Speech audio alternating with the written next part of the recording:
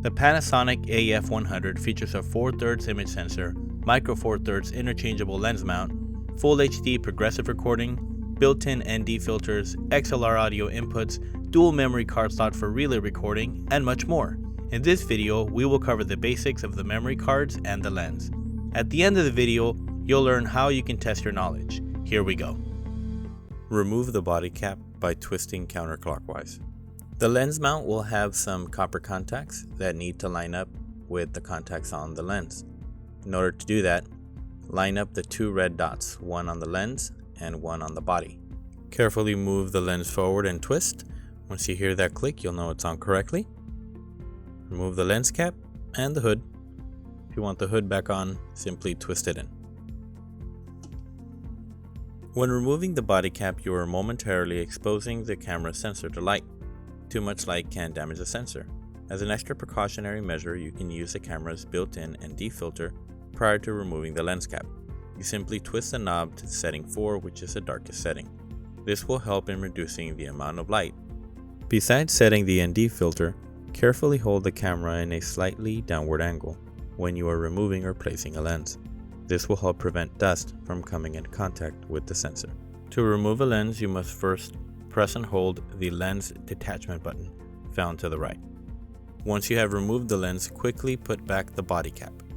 Remember to also put back the lens cap, so have these both ready. Remember, the lens has sensitive copper connectors. Not all lenses will have these copper connectors. For those that don't, there are some things to consider.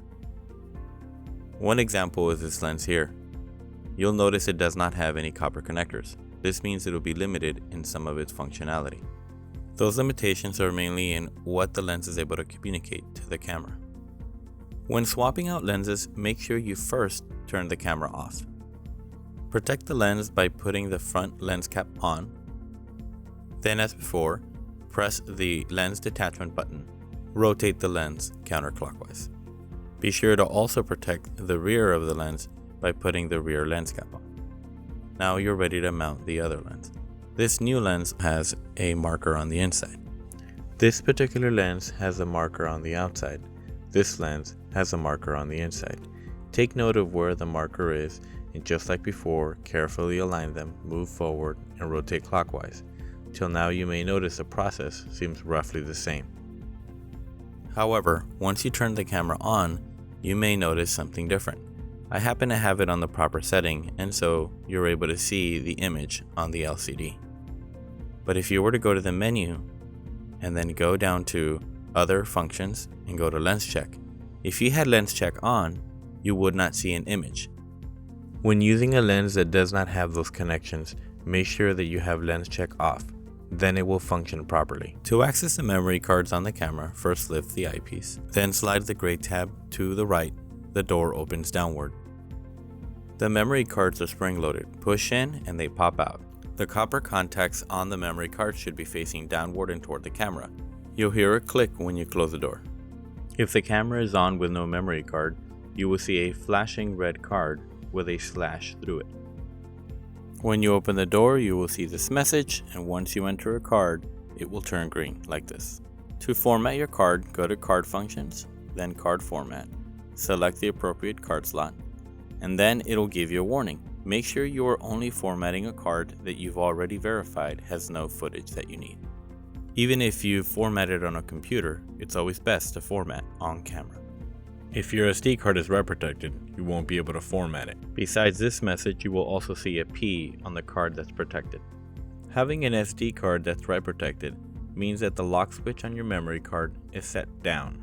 The camera is compatible with SDHC and SDXC. It's recommended that you use Class 6 or higher memory cards. Although you can use slower cards, they will not work in certain modes. Here we see a Class 4 card attempting to be used with variable frame rate. It's too slow to work.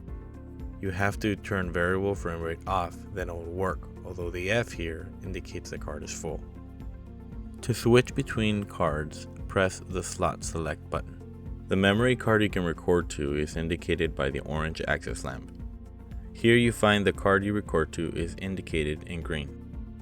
The estimated time of recording on the active card is shown here. Another way to check card space is through card function, then card status. You will see available space in megabytes and percentage. It's a good idea to reset the camera if you are using it after someone else has. You can reset most things by going to Other Settings, then Menu in it. This will require that you turn the camera off, then on again. This will reset the camera to its default settings, like the IR remote. If you wish to use the remote after a reset, you must go to Other Functions, then IR Remote to turn it back on. Also, lens check is on by default. Things may seem tricky at first if you're not familiar with the defaults. Subscribe to watch the rest of the videos on the AF100, there's plenty more to learn.